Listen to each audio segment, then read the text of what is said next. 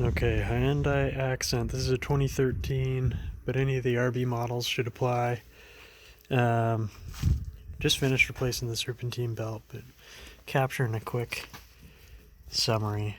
So you can see this belt actually wraps around, goes back around this guy, under this guy, around the bottom,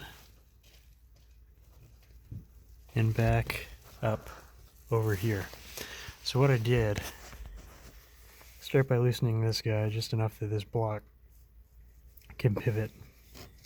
And you can loosen this, both these are 12 millimeter, enough that this can actually pivot out of the way. You can pull it out of this groove.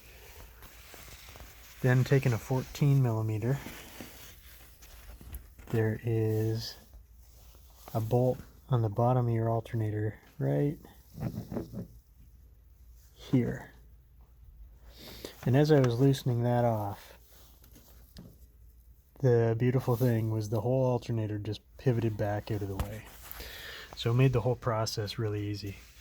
We actually started routing down around this primary pulley coming off the crank, then down around what I believe is either the water pump or the air conditioner, then leaving the belt sort of loosely over this guy, catching this one, and getting all the grooved portion of the belt in. Then it made it really easy to just slip the flat side of the belt over this pulley.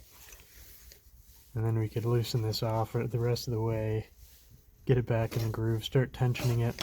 Now I don't know the right way to measure this, but you can see the marks where I started and where I finished. And I've not yet fully tightened it up, so I'm going to monitor this as I run.